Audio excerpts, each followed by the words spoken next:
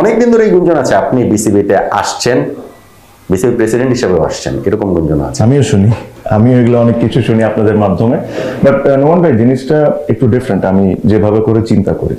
দেখছি আমি যদি ক্রিকেট বোর্ডে আসি, সবারই তো আসতে হয় ডিরেক্টর হিসাবে, বাট আমি যদি কোনো সময় ক্রিকেট বোর্ডে আসি ইন হোয়াট এভার ক্যাপাসিটি, একটা জিনিস মনে রাখবেন যে অনেক মানুষের একটা আশা থাকবে যে ধরেন আমি আসি বা আমাদের সাথে যারা খেলছে, ধরেন আপনি সাকিবের কথা বলেন, আপনি মাশরাফির কথা বলেন, আপনি মুশফিকের কথা বলেন, আপনি মাহমুদুল্লাহর কথা বলেন, আরো যারা সাথে আছে খেলছে, এরা যখন ক্রিকেট বোর্ডে আসবে হোয়াট এভার ক্যাপাসিটিতে, এরা যখন আসবে এদের প্রতি কিন্তু একটা মানুষের আশা থাকবে যে না এরা আসছে, এরা নিশ্চয়ই কোনো কিছু ভালো করবে, ক্রিকেটটাকে অ্যাটলিস্ট চেঞ্জ করার চেষ্টা করবে, যা এতদিন ধরে হয়ে আসতেছে এটারে চেঞ্জ করে ভালোর দিকে নিয়ে যাবে। ঠিক আছে। সো আমার কাছে জিনিসটা মনে হলো যে ধরেন এখন যেভাবে করে ক্রিকেট বোর্ড চলতেছে, বা আমিও যদি জাস্ট একটা পার্ট হয়ে ঢুকে যায় বসে যাই, তাহলে আমি আসলে কি চেঞ্জটা করতে পারবো? আমার কি তাহলে কি আসলেই দরকার একটা ক্রিকেট বোর্ডের নামের ওয়াস্তে ঢোকা? অনেকে ক্রিকেট বোর্ডে আসতে চায় তার ব্যক্তিগত সুনামের জন্য, অনেকে ক্রিকেট বোর্ডে আসতে চায় কাজ করার জন্য, অনেকে ক্রিকেট বোর্ডে আসতে চায় ফর ডিফারেন্ট রিজনস।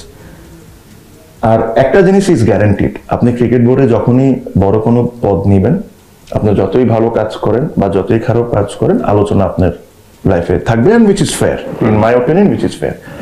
বাট আমার যে চিন্তাটা হলো না নোমান ভাই, যে ধরেন আমি যদি ক্রিকেট বোর্ডে আসি, তাহলে একটা এমন অবস্থায় আসি যে আমি আসলে একটা ইম্প্যাক্ট ক্রিয়েট করতে পারি। ক্রিকেটটাকে যে ধরেন আমি 16-17 বছর ধরে যে জিনিসটা আমি নিজে ফিল করছি, আর যে জিনিসটা খেলার সময় আমার এবিলিটি ছিল না, ওটাও ফিল করছি যে অন্যরা আমার চেয়ে যারা বেটার প্লেয়াররা ছিল ওরা কিভাবে এনভায়রনমেন্টে ক্রিয়েট করে বড় হচ্ছে, তো সবকিছু আমি ফিল করছি, আমি নিজেও ফিল করেছি, অন্যদেরকেও দেখেছি। আমি নিশ্চয়ই চাবো যে ক্রিকেট বোর্ডে বাংলাদেশ ক্রিকেটটা ওই দিকে নিয়ে যেতে। কিন্তু যদি এগেইন আমি যদি এখনের মতো করে আসি, এখন যা যা দেখি, তাহলে আমি আসলে কতটুকু বা চেঞ্জ করতে পারবো? আমার ওপিনিয়নটা হলো, if I come, I will come in my own term. আমি জানি কথাটা খুবই ডিফিকাল্ট, আপনারা সবাই বলবেন যে আপনার ওন টার্মে তো আপনি আসতে পারবেন না, বিকজ আপনার ওন টার্মে আসলে তো আপনাকে তো আসতে দেওয়া হবে না। হ্যাঁ, আমি আসলে এই প্রশ্নটা করতে চাচ্ছিলাম, বাংলাদেশের বাস্তবতায় কি সেটা সম্ভব? এক্স্যাক্টলি, অসম্ভবই বলতে পারেন, অসম্ভবই বলতে পারেন। আমিও জিনিসটা খুব ভালো করে জানি। যদি আমি ক্রিকেট বোর্ডে এসে কোনো জিনিস ডিফারেন্ট না করতে পারি, চেঞ্জই না করতে পারি, তাহলে আমার ক্রিকেট বোর্ডে এসে লাভটা কি? আমি কি করবো ক্রিকেট বোর্ডে এসে? I will be one of those.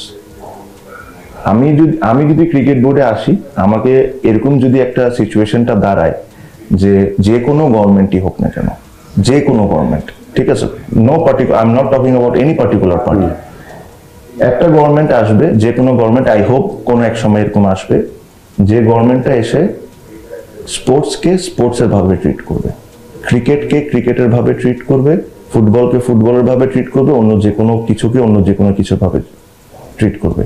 যেদিন এরকম জিনিসটা হওয়া শুরু হয়ে যাবে বাংলাদেশে, তখন দেখবেন যে এইসব যে প্রবলেম, যারা প্রবলেম ক্রিয়েটার ফর 30-40 ইয়ার্স, ওরা আর থাকতে পারবে না। তো তখন ওই এনভায়রনমেন্টটা যখন হবে, আমি যেটা বললাম আপনাকে, ধরেন এটা আমি হই, সাকিব হোক, মাশরাফি হোক, মুশফিক হোক, মাহমুদুল্লাহ হোক, সাথে ইমরুল কায়েস হোক, যারা আমরা খেলেছি, তখন যখন আমরা আসবো, তখন আমরা একটা ক্রিকেটে চেঞ্জ আনতে পারবো। তখন এসে হলো লাভটা।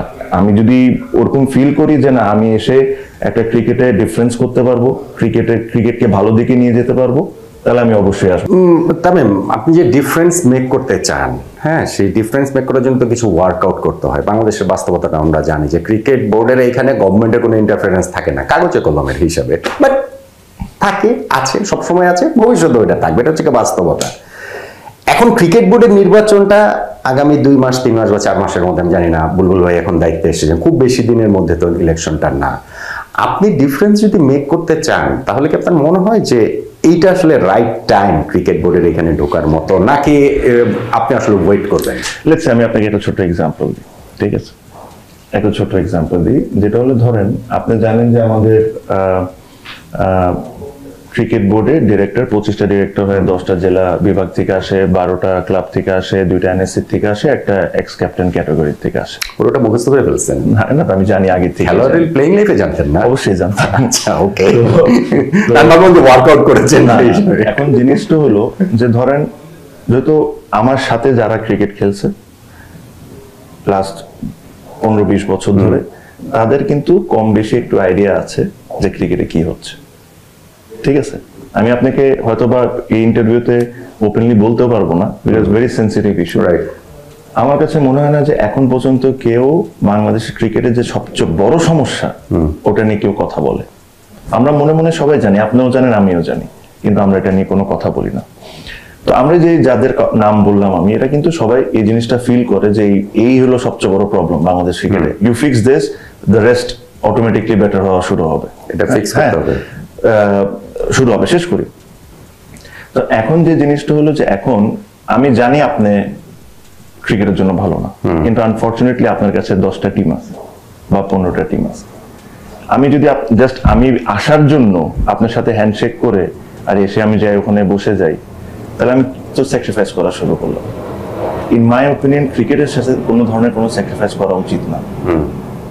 সো আমি হলাম ওই অবস্থায়, মানে ওই অবস্থানে আছি যে আমি হ্যান্ডশেক করতে রাজি না, কারণ আমার ক্রিকেট বোর্ডে আসতে হবে, বড় পথে এটা নিতেই হবে, এরকম কোনো লোভও নেই, এরকম কোনো হইতেই হবে এরকম কোনো কিছু না। হ্যাঁ, যদি ওরকম এনভায়রনমেন্ট ক্রিয়েট করা হয়, ওরকম যদি অবস্থান আসে, তাহলে আমি অবশ্যই আসতে চাই। আপনার কোয়েশ্চেনের আনসার মানে এই নেক্সট